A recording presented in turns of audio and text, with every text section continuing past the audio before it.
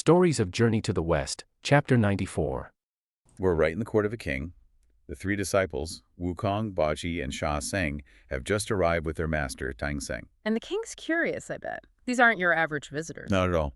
He's curious, maybe a little bewildered. He wants to know, the basics, names, where they're from, why monks, what scriptures are they after. Seems simple enough. You'd think. But this simple inquiry, it actually starts to unravel these incredible layers of celestial history, divine punishment. It has to be Sun Wukong, right? Who else? The Monkey King. So the king asks who they are, and Wukong just steps forward. No hesitation. But not exactly following court etiquette, I imagine. Not even close. He actually stops, sees his master Tang Seng is still standing, and basically tells the king off. Really? What does he say? Something like, "You're treating others lightly and yourself heavily. You've recruited my master as his son-in-law. How can he still be standing?" He demands a seat for Tang Seng, calls him a Giren, a distinguished person. Wow, okay, that's bold. How does the king react? He's stunned. The text says he almost falls off his throne. But he quickly orders a seat. Only then does Wukong introduce himself. And the introduction itself is pretty grand, isn't it? Oh yeah. Born from a stone, flower fruit mountain, water curtain cave, learned the great Tao, conquered dragons, wiped his name for the death ledger. He literally rewrote his own fate. Pretty much. Yeah. All leading up to that ultimate title he gave himself. Qitian Dasheng. The great sage equal to heaven. I mean, that says it all. Pure celestial confidence. Almost arrogance, you could say. Yeah. Which, leads to the fall. Right, the infamous disruption of the peach blossom feast. That and just outright rebellion against heaven. It took the Buddha himself to step in and capture him. And the punishment. It wasn't just a slap on the wrist. No way. 500 years trapped under the Five Elements Mountain. Forced to eat iron pellets, drink molten copper, never tasting real food or drink. It really underlines the seriousness of what he did. 5 centuries. It's a huge price to pay. But eventually Guanyin steps in, guides him towards redemption. And Tenseng releases him, making him a disciple. Wukong. Exactly. And the king, hearing all this, he's actually impressed. He recognizes the name, Mingzong, a respected name. He even calls Tang Seng's arrival Hianan Yuan, heavenly destiny. Like he suddenly gets the scale of who just walked into his palace. Precisely. But Wukong's story is just the start. Next up is Zhu Baji. Okay, Pigsy. His entrance must be different. Very different. The text describes him as pursing his lips, showing off power. Later, he's like shaking his head, laughing really loudly. Tang Seng actually has to tell him to tone it down. Sounds like Baji. But his backstory is a really surprising part for a lot of people, isn't it? He wasn't all... A pig? No, not at all. He reveals he was actually human once. A human, really? Yeah, barely kind of lazy, enjoyed the good life, a bit chaotic, as the text says. But then he met a Zon Ren, a true immortal. And got enlightened. Just like that. Few words, apparently. He breaks free of his old ways, cultivates the Tao, and actually ascends to heaven. So another one who went from mortal to divine. Right. And not just any divine being. He became Marshal Tianping. Tianping Wanshui. That sounds important. It was. Commander of the river soldiers in heaven. A pretty high rank, living a comfortable celestial life. Okay, so Marshal Tianping, living the good life. What went wrong? Another rebellion. Nope, something a bit more personal. Indulgent, maybe. It was at the same peach blossom feast. That party seems to be a trouble spot. Seems like it. What did he do? He got really drunk and decided to flirt rather aggressively with the moon goddess, Chang'e. Oh, dear. That probably didn't go over well. Not at all. He got stripped of his rank, banished from heaven. And the worst part for him was the reincarnation. He ended up in the wrong womb. And came out as a pig monster. A pig monster on Fooling Mountain, causing, as the text says, endless evil. Until Guanyin stepped in again. Yep. Guided him towards Buddhism, protecting Tang Seng, gave him the name Wuneng. Or Baji, as we usually call him. Now, how does the king react to this story? If Wukong's tale impressed him, Baji's terrifies him. The text explicitly says he's Dimzan Sanjing, trembling with fear. Wow. A former celestial general turned pig demon. I guess that would be unsettling. You could say that. It really highlights the power these beings once had and maybe still have lurking underneath. Okay, so we've had the defiant monkey king, the boastful pig marshal. Who's next? Sha Seng. Sha Seng, yes. And he's quite different. Very calm, composed, comes forward, palms pressed together, very respectful. Humble, but his past is just as significant, right? Absolutely. Just revealed more quietly. He starts by saying he was also originally mortal, Another one. Yeah, seems to be a path. He sought the Tao to avoid reincarnation, wandered around, practiced diligently. And made it to heaven. He did. Achieved immortality, ascended, another success story initially. And his job in heaven, was it as high-ranking as Marshal Tianping? A different kind of importance. He was the Jian Da Jian, the rolling curtain general. Rolling curtain, what does that mean? Basically, an attendant for the Jade Emperor's personal carriage, like high-level imperial staff, close to the center of power. Okay, so respectable position. What on earth could he have done to get banished? This is where it gets strange. And maybe speaks volumes about celestial justice or bureaucracy. Don't tell me the Peach Blossom Feast again. You guessed it. Third time's the charm, or perhaps the curse. Mm. He accidentally broke a glass goblet. A bolizine. He broke a cup. That's it. That appears to be it. Accidentally dropped and broke a glass cup. And for that, he gets banished. Banished to the flowing sands river. And he didn't just hang out there, right? He changed. Yeah, his appearance became monstrous. And he also caused harm. Preyed on travelers trying to cross the river. Another fallen being causing trouble. Until Guan Yin's intervention, yet again. Yes, guiding him too.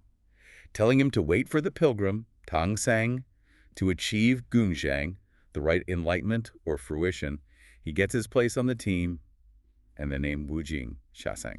So the king has now heard all three stories, the rebel sage, the drunken marshal, the clumsy general. What's his final take?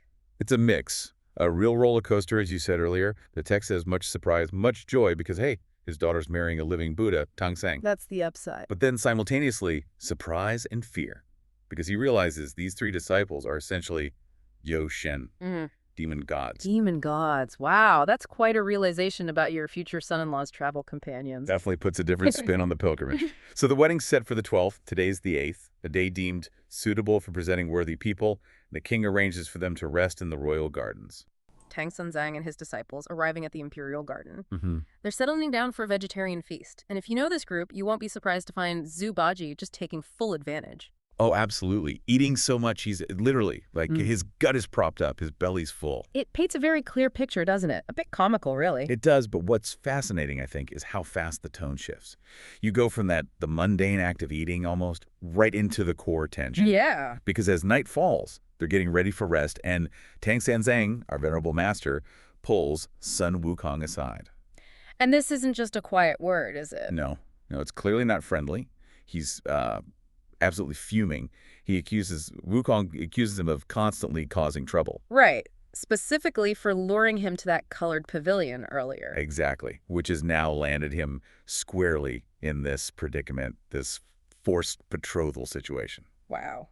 I mean, Tang Zhang seems really pushed to his limit here. To say Wukong lured him, that's strong language, especially considering Wukong usually tries to protect him from this kind of stuff. It really shows the depth of his frustration, yeah. But Wukong, well, he's always clever, isn't he? He has this multi-layered defense ready to go. Okay, so what does he say? He immediately brings up this really intriguing point. He suggests Tang Sanzang himself had A longing for the past, or like an appreciation for tradition. Precisely. Because, Wukong points out, his own mother was said to have met her match by throwing an embroidered ball, just like the custom Tang Sanzang saw. Ah, okay. So he's deflecting. It's a brilliant way to do it, actually. It is. He's not just making excuses, he's kind of subtly flipping the script. And then he also mentions words from that elder from Jijubushinji Temple. Implying there might have been some prophecy, or some prior insight about this. Possibly, yeah. It hints at something deeper. And then he revealed his own observation. He saw the king's face earlier and noted it had a somewhat dim or gloomy look. Interesting. Which instantly made Wukong want to see the princess himself, to figure out what's really going on. Classic Wukong, always digging deeper. Right, always trying to see the reality behind the appearance. And this is where he brings up his special ability, isn't it? Exactly. The fiery golden eyes. These eyes, they let him see through falsehood, discern good from evil, even see things like wealth and poverty, right? So they can act appropriately. Mm-hmm. For anyone familiar with the story, these eyes aren't just like a superpower.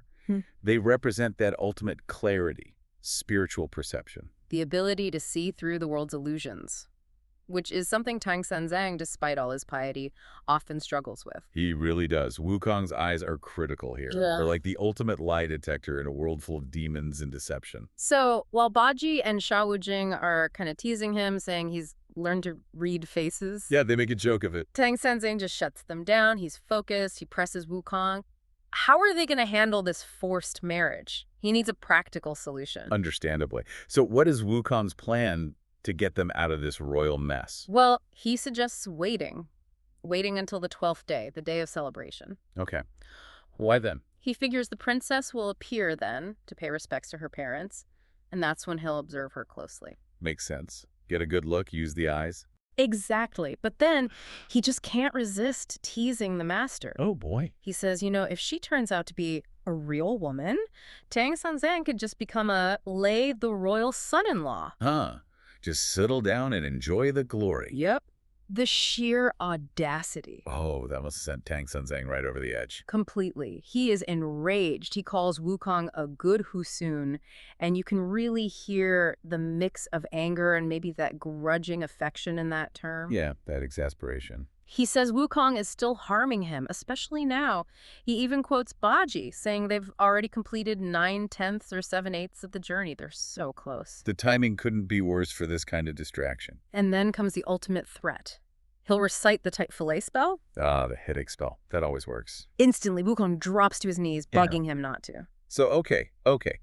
What's the real plan? The real plan comes out then. If she is a true woman, Wukong says, they'll just all make a big fuss in the imperial palace during the wedding ceremony. And just grab Tang Sanzang and leave. Basically, yeah.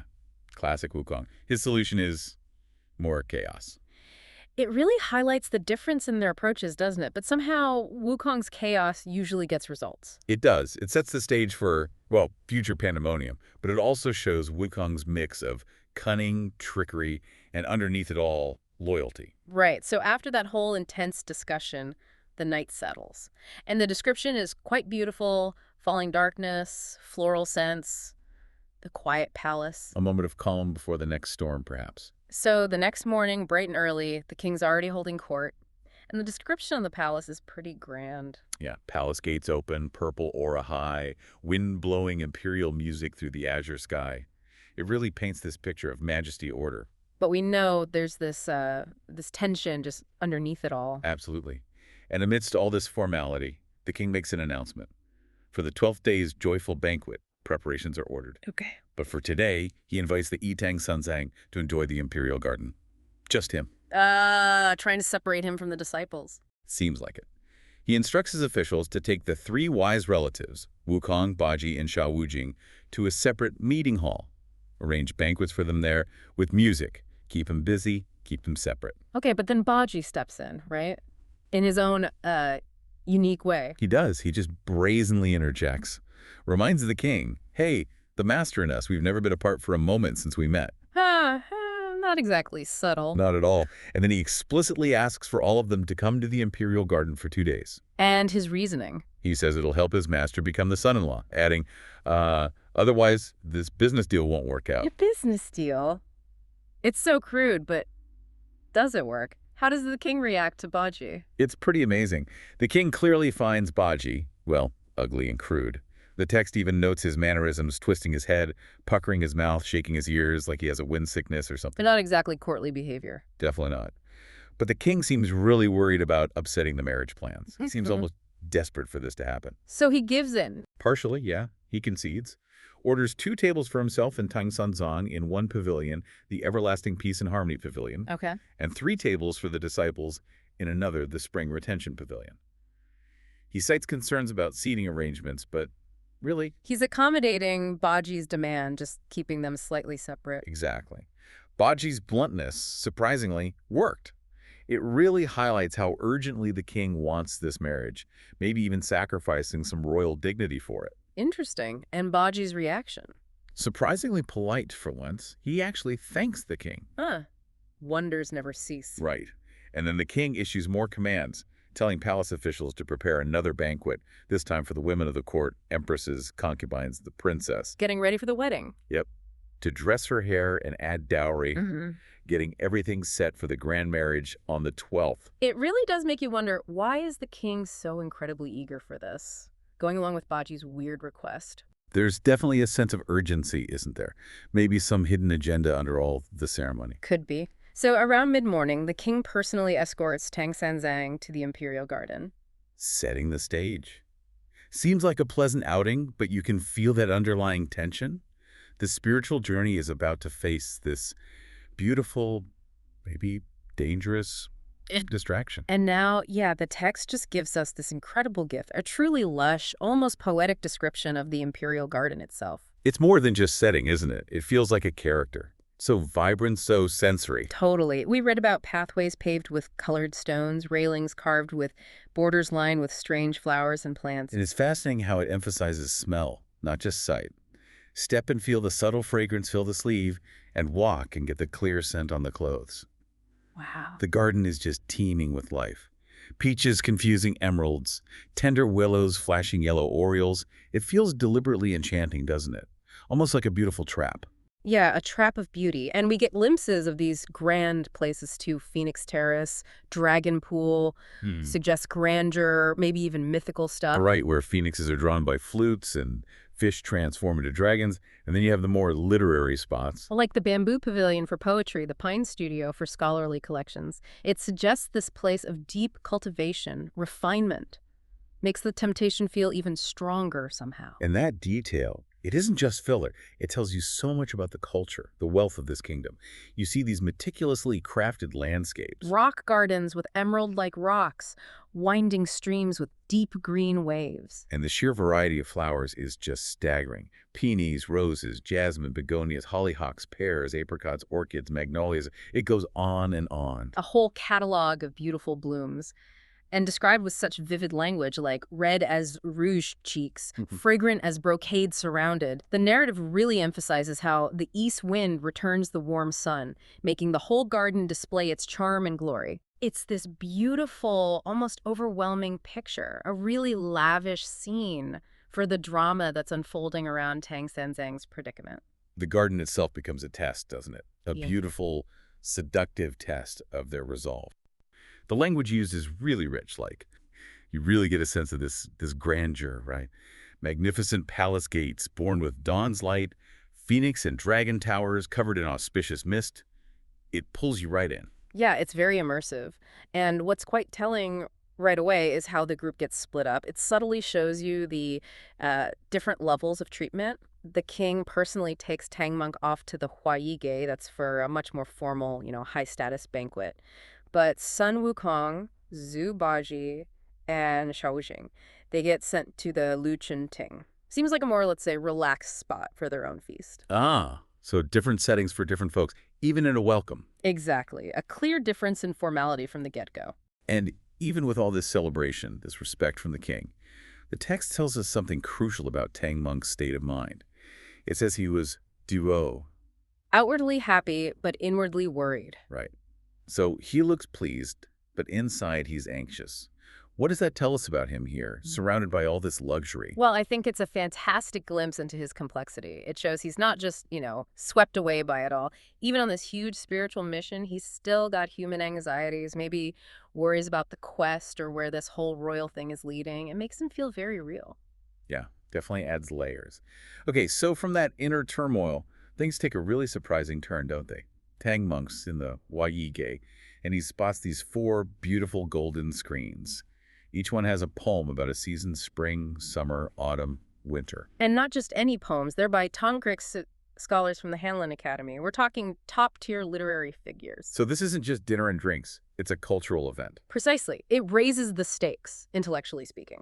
And the king sees Tang Monk admiring the poems. And then he throws down a challenge. He even calls him a Son-in-law. already, and asks him to compose matching poems, same rhyme scheme and everything. So what happens? What does this reveal? It's brilliant, actually. It contrasts so much with the usual image we have of him, the sort of worried pilgrim. Here we see the scholar emerge. The text says he was CE. Basically, seeing the beautiful scenery made him forget his troubles and reveal his true nature. And he just jumps right in. Starts with CE, the sun warms, ice thaws, earth balances. It suggests his true nature includes this artistic, learned side. That's fascinating. So it's not just about piety. There's this deep, scholarly, almost artistic core to him. Exactly. And he nails it, writes poems for all 4 seasons. And the king is impressed. Oh, absolutely delighted. Especially by one line, apparently. Teetsake with sleeves folded, singing aloud by the green railing. Wow. So a moment of unexpected poetic flair from the monk. A really different side of him shines through. Okay, so while Tang Monk is wowing the king with poetry, what's going on back at the Lu Chen Ting with the disciples? I have a feeling it's a bit different over there. Oh, worlds apart. No poetry recitals there. They're having a much more, shall we say, boisterous time. Mm-hmm. And Zubaji, true to form, after stuffing himself, basically announces he needs a nap. He uses this really earthy proverb like, yuk, which roughly means if you don't lie down like a corpse after eating, your belly won't get properly fat. Classic Baji. So subtle. Not exactly courtly manners, no. So when Tang Monk finally gets back to them, how does that go down? He must have been horrified. You can imagine. He immediately starts scolding them for being so loud and rowdy in a royal palace. He's worried they'll offend the king, still very aware of their position as guests. But Baji probably doesn't see it that way. Not at all. He fires back with this great line, something like, "You can't beat kinship apart. You can't scold neighborliness away." He's basically saying, hey, we're practically family now. Oh, that's bold. How does Tang Monk react to that? He's had enough. Orders Sun Wukong, the Monkey King, to grab his staff and give Baji a beating for being so disrespectful. Which leads to Baji immediately backtracking, yelling, "Ha! Son-in-law, grandfather, spare me, spare me!" Son-in-law, grandfather. That's hilarious. The dynamics never change, do they? Never. And even after he's spared, Baji can't resist muttering under his breath. What does he say? Something like, "My conscience," which means good noble, good son-in-law. The wedding hasn't even happened, and you're already acting like the king's law. Perfect. It just perfectly captures their whole relationship, even amidst royal splendor. That friction is always there. Absolutely. And this sort of playful chaos leads us toward the main event of their stay. After about 3 or 4 days of this feasting and poetry and, well, Baji being Baji, on the 12th day, the officials announce everything's ready. The son-in-law's official residence is prepared, dowry is sorted, and the wedding banquet is set. Get this. Chiroche. 500 tables, meat and vegetarian options. Wow, that's enormous. No expense spared. Immense. Really drives home how serious the king is about this marriage. And the king must be thrilled, ready to finally get the wedding underway. Exactly. The text says he's just about to go invite his Tang Monk to the feast. The moment seems to have arrived. But then, just in the nick of time, there's an interruption. Oh, what happens? The queen, the other royal consorts, and the princess herself summon the king. They call him away to the Ziyang Palace. Ah, a delay. So Tang Monk isn't immediately dragged to the altar. Adds a bit of suspense there. Definitely. And the description of that palace, the Ziyang Palace, is even more over the top. Phrases like "aya," like a riot of flowers and brocade. It's compared to a tingyu, a heavenly moon palace, or a celestial jade palace. Okay, so we're talking almost divine levels of beauty and luxury now, setting quite the stage. For sure. And just to hammer the point home, there are 4 new poems presented there. These are called Yuda Sufur, Joyful Meeting of Good Marriage poems. And they basically heap praise on the princess, saying things like that. How can Ching Yu, the moon goddess, even compare? And Yuda Suth, Xian Gulmors. So intense flattery, really building up the desirability of this match from the royal perspective. The pressure on Tang Monk must be immense at this point. And the king, he is just ecstatic, over the moon. Then completely. His princess chose the holy monk, Tang Monk, by throwing that celebratory ball. And he's eager, like really eager to get on with the wedding. He says, this is the auspicious day. Don't miss the hour. Yeah. It's full speed ahead for him. But then you get this twist, a really unexpected one. The princess comes to her father, bows really low, asks forgiveness for 10,000 crimes. 10,000. What did she do? Well, her reason is she says she heard from palace officials that the Tang Monk's disciples, the other 3, are extremely ugly, like terrifyingly so. And she's afraid to even see them. She actually pleads with the king, send them out of the city so they don't, startle and harm her delicate body. Her delicate body. Right in the king. Yeah. What's his reaction? He just complies almost instantly. He's like, oh, right, their ugliness. I almost forgot. You forgot. Apparently. So he immediately decides, okay, grant their travel permit, give them provisions, the hue, and send them off quick smart. Off to Spirit Mountain to see the Buddha. But the Tang Monk stays, the son-in-law. Exactly. He stays. And the princess is naturally very grateful. But you have to ask, right, this quick compliance, It feels like more than just convenience. Yeah, it feels like it highlights something, maybe a weakness, like the king's blind spot for his daughter, maybe. Precisely, and that's what Wukong picks up on later. It sets the stage perfectly for a deception built on these, well, perceived weaknesses and maybe hidden motives. What's the princess really playing at here? Good question. Is it just vanity or something else? I think it's definitely more than just a simple objection. It feels very deliberate, calculated even. The king's eagerness to please her, combined with how quickly he dismisses the disciples, it just lays the perfect groundwork for Wukong's countermove. So Wukong sees this isn't just about looks. Right. He suspects she has a very specific reason for wanting the Tang monk isolated. Okay, so the decree is made. The disciples are supposedly leaving. How's the Tang monk taking all this? Because the king's celebrating. But he must be. Oh, he's the opposite of celebrating. He's been counting the days, apparently just filled with anxiety, wondering how on earth he's going to deal with this situation. He's completely stressed out. Understandably. So this is where Wukong steps in. This is exactly where Wukong's, brilliance really comes to the fore. He gets the seriousness of it immediately. He even says he senses the king's ill fortune. Huiki. What's that exactly? It's more than just bad luck. It's like a palpable negative energy, an atmosphere of impending trouble. It's a sort of spiritual intuition Wukong has. Ah, okay. But crucially, he also notes it has not yet touched the Tang monk directly. So it's not an immediate, overwhelming danger yet. Right. But here's the key condition for him acting. He needs to see the princess himself. He has to figure out her true or false nature. He's not just going to rush in. He needs intelligence first. Smart. Get the lay of the land. Exactly. So he tells the Tang monk very confidently, don't worry, just agree. Go along with being sent off. He promises he'll, use his magic and come right back to protect him closely. And just then, the officials arrive. Talk about timing. Perfect timing.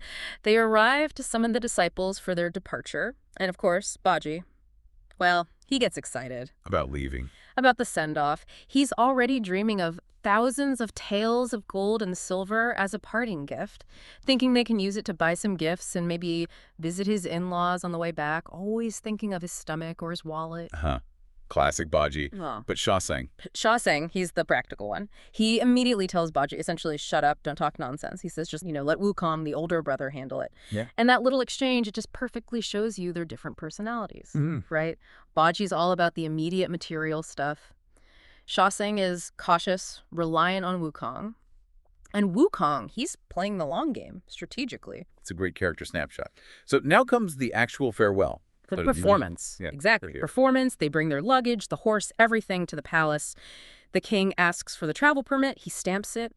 And then he gives them this quite significant family gift, the Hu. 10 ingots of gold, 20 of silver. And I bet Baji. You guessed it. Baji steps right up to take the money. Predictable. Wukong, though, he plays his part perfectly. Just a quick bow, a quick thank you, and turns to leave immediately. Very convincing. Almost too convincing. Too convincing. How so? Because the Tang monk actually believes it for a second. He completely panics. The text says he scrambles up. It's this frantic, clumsy movement born of pure fear. Oh, wow. He grabs Wukong, and through gritted teeth, he cries out, "You're all leaving me and going!" You can just feel his absolute desperation in that moment. That's intense. So Wukong has to reassure him, but secretly. Right, and this is masterful. Wukong squeezes his master's palm, gives him a wink, a secret signal, and whispers, "You enjoy yourself happily here? We will get the scriptures and come back to see you." Ah, okay. So a hidden message amidst the drama. Precisely. And the beauty is, all the officials watching, they just see the public drama. Yeah. They witness this interaction and think it's a completely genuine, sorrowful farewell. So the deception works on multiple levels. Perfectly. The Tang monk, now understanding, or at least trusting Wukong has a plan, he has to maintain the act. He finally lets go of Wukong. The king invites the son-in-law back into the hall, tells the officials to escort the other three out. It's this amazing blend of public spectacle and private communication. Wow. Okay, so the three disciples head out with the officials. Is Baji still confused? He is. As they leave the palace gates, he actually asks Wukong, "Are we? Are we really leaving?" And Wukong?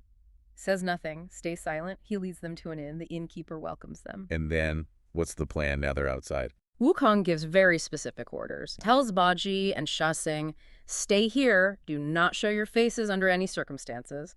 Tells them if the innkeeper asks anything, just be vague.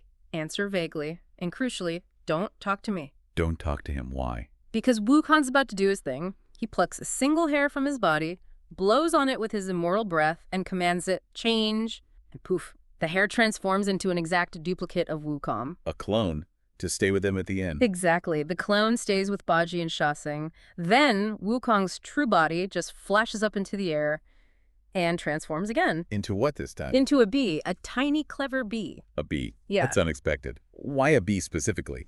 Is there more to it than just being small and sneaky? Oh, definitely. The source gives this really vivid, almost poetic description of the bee. It says, yellow wings, sweet mouth, sharp tail, flying wildly with the wind, most capable of picking stamens and stealing fragrance, drifting through willows and flowers. It talks about how it works hard making honey but never tastes it, only leaving behind its reputation.